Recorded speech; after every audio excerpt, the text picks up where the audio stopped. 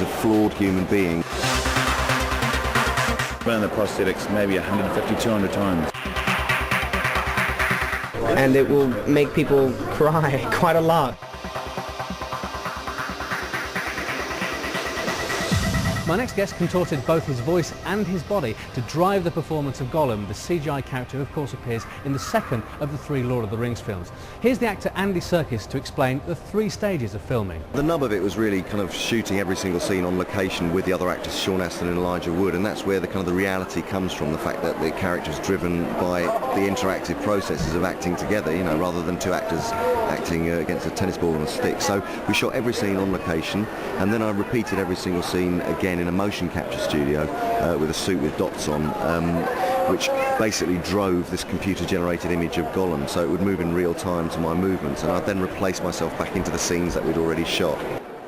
And of course, he also performed vocal acrobatics to provide Gollum's sinister tones.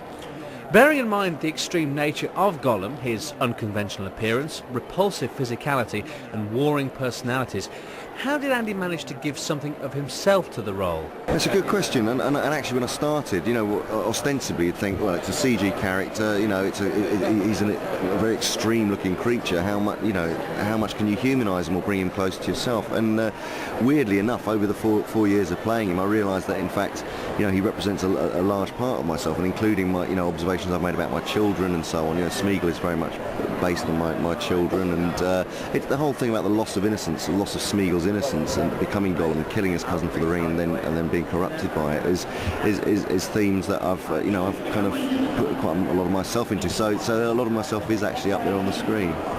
And his background is very much steeped in the stage. Oh, lovely. So what influence did his experience in physical theatre have on the role? You know, when people say physical theatre, I mean, you know, all theatre's physical as far as I'm concerned. Any character I've ever played is a matter of, you know, embodying another character and, you know, psychologically, physically and vocally getting inside another character's being. So, you know, I knew he was doing something. He just can't help himself. He just can't help himself. When anybody else is on camera, he just can't help himself. Conflict continues. It does. Stupid fat hobbit. Please drive round to the second window for potatoes and chips, Mr. Frodo, sir.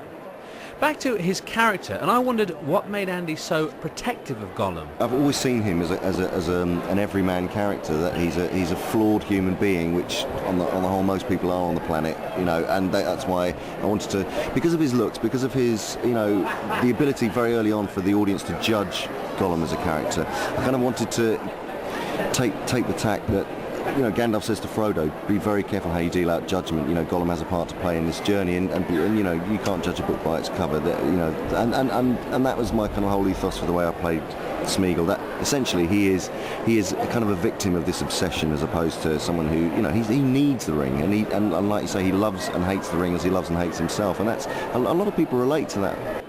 That sounds familiar. For all those who read the books first, it's inevitable that feelings are polarised by certain characters as the story is established. Here's more of Andy's thoughts on just that.